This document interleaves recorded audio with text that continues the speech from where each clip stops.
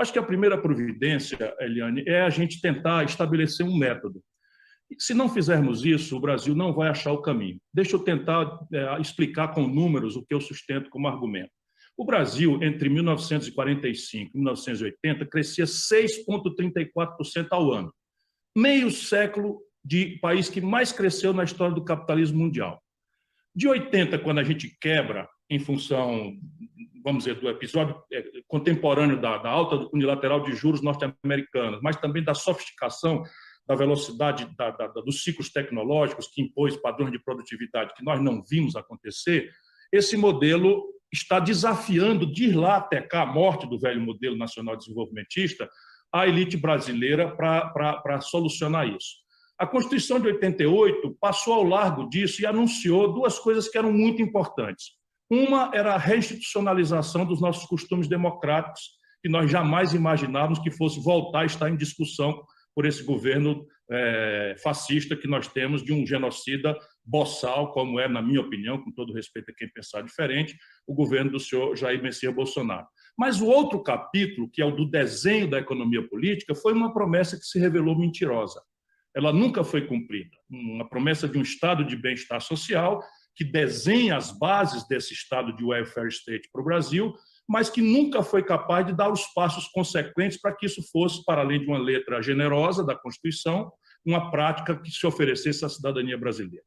De lá para cá, penso eu, veja o que aconteceu. Tirante ali o episódio traumático do Tancredo Neves, o episódio traumático da morte do Tancredo Neves, tirando o episódio do Collor, que já foi ali uma primeira contradição com esse pacto social-democrata, nós elegemos, por 6 eleições seguidas, um pensamento progressista. Eu não estou falando da coerência entre o discurso e a prática, eu estou dizendo o que é que se ofereceu ao povo brasileiro. Se ofereceu ao povo brasileiro um discurso social-democrata, progressista, comprometido com esse ideário que forma a base do imaginário europeu, por exemplo. Esse é o desejo que o povo brasileiro tem. E fracassamos. Se a gente não tiver clareza disso, e eu vou sustentar isso com números, até chegarmos hoje onde estamos, na minha opinião, no fundo do poço. Fracassamos por quê? Aquele crescimento de 6,34%, entre 80 e 2010, cai para 2,2% ao ano em média. Absolutamente insuficiente para descomprimir o passivo histórico que nós temos por superar, de um legado escravista, de uma reforma agrária que não foi feita ainda do século XIX, de uma interrupção precoce do esforço de industrialização do país, de uma infraestrutura precaríssima que impõe custos sistêmicos impagáveis para a competitividade crescentemente globalizada. Mas o mais grave para apontar o fundo do poço é que entre 2010 e 2020 o Brasil parou de crescer.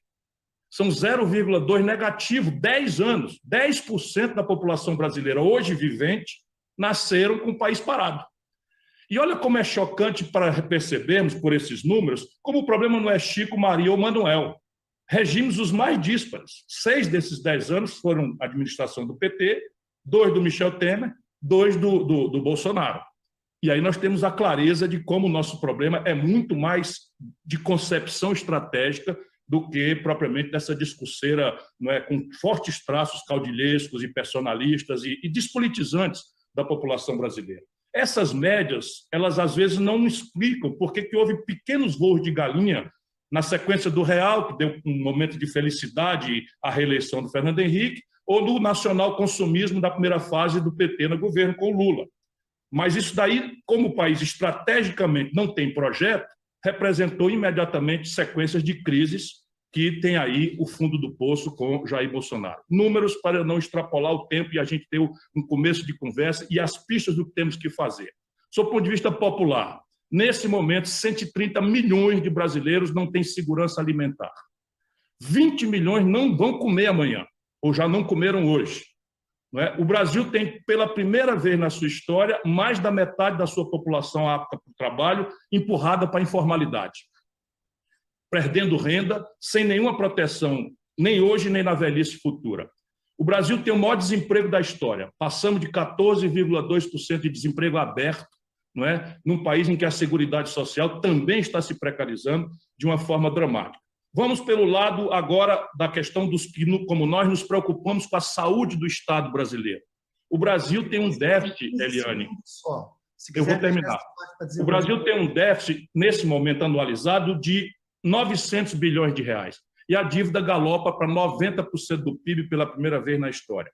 O país perdeu 25% da sua riqueza no ano passado, se nós tivermos a paridade de poder de compra com o dólar. E essa foi a perda também na Bolsa de Valores. Portanto, todo mundo está perdendo e a insistência numa modelagem tosca de um falso consenso precisa ser removida para que nós possamos colocar um debate plural, aberto, com novas alternativas. E a alternativa precisa, na minha opinião, de um projeto nacional de desenvolvimento, com metas, objetivos, orçamentação, divisão de tarefas, novas instituições, sem o que o Brasil não vai sair disso.